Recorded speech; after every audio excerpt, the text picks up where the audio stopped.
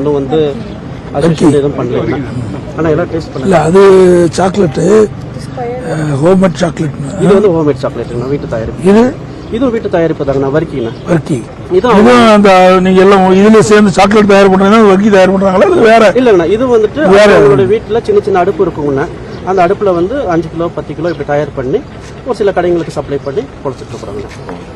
Brand கிடையாது, branded கிடையாதுங்கண்ணா. அது அண்ணன் ஆட்சிக்கு வந்ததுக்கப்புறம் நீங்கள் அதை புவிசார் குறியீடெல்லாம் கொடுத்து பிராண்டுக்கு எங்களுக்கு உதவி செய்யணுங்கண்ணா. ஆன்லைனில் வியாபாரம் பண்ணுறது ஒரு ஆண்டுக்கு எவ்வளவுக்குள்ள சாக்லேட் உற்பத்தி பண்ணுவீங்க?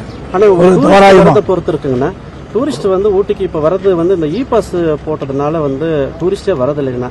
எங்களுடைய அத்தனை பேர்த்துடைய வாழ்வாதாரமும் டூரிஸ்ட்டை நம்பி தாங்கண்ணா இருக்கு. இது எத்தனை ஆண்டு காலமா இது வந்து இந்த தொழில் ஈடுபட்டு இருக்கு சாக்லேட் தயார் பண்ணி? நாங்கள் ஒரு 25 வருஷத்துக்கு மேலே இதில் 25 வருஷம் 4 கிலோ 1/2 கிலோ இந்த மாதிரி எல்லாம் தயார் பண்ணி ஒரு இப்போ 5 கிலோ 10 கிலோ அளவுக்குலாம் வந்து படிப்படியே உயர்ந்திருக்குது. அப்படின்னா ஒரு 5 கிலோ 10 கிலோ அப்படி வந்து உயர்ந்து ஒரு நாளைக்கு மினிமம் எவ்வளவு உற்பத்தி பண்ணுவீங்க சாக்லேட்?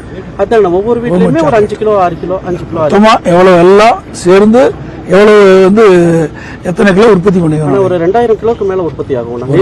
2000 கிலோ நீலகிரி பொறுத்த அளவுக்கு. நீலகிரி ஆமா, எல்லாம் விற்பனை ஆயிருது. விற்பனைனாக்கா டூரிஸ்ட் வந்தா மட்டும் தாங்கண்ணா விற்பனை. அந்த இ பாஸ் ரத்து பண்ணா மட்டும் தாங்கண்ணா. அது அண்ணா ஆட்சிக்கு வந்ததுக்கு அப்புறம் அது இ பாஸ் ரத்து பண்ணி கொடுக்கணும். நீதிமன்றத்தில் வந்து தீர்ப்பு கொடுத்துருக்காங்க. சரி, அது நீதிமன்றத்தை நாடி தான் நாம வந்து வாதாடி அதுக்கு விதிவிலக்கு பெறணும். பார்க்கலாம். இது எவ்வளவு தயார் பண்றீங்க? அது எவ்வளவு தாங்கண்ணா? ஒரு நாளைக்கு வந்து ஒரு 10 கிலோ 15 கிலோ மொத்தமா எத்தனை கிலோ தயார் வரைக்கும் வந்துட்டு ஒரு 3000 கிலோ வரைக்கும் போகும். ஏன்னா அது வந்து டீ காஃபில தொட்டு சாப்பிடக்கூடிய ஒரு பொருள். இது வீட்டுல இதுல சைஸ் மட்டும் தாங்கண்ணா வித்தியாசம். மசாலா வரைக்கும் இதுதான் ஷேப் தான். ஏன்னா ஒரே இதுதான். இது வந்து இந்த மசாலா வரைக்கும்ன்றது ஒன்று தயார் பண்ணிருக்காங்க. ஓகே, தனியா. இது ஒரு என்ன விலை ஒரு கப்பு?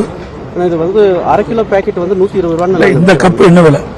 இந்த கப்ல இன்னும் நாங்க பேக் பண்ணலன்னா அது அண்ணாங்க வந்ததுனால இது 1/2 கிலோ வருமா? 1 கிலோ வருமா? 1/2 கிலோ வராதுங்கண்ணா. ஒரு 400 கிராம் வரும். 400 கிராம் வரும்.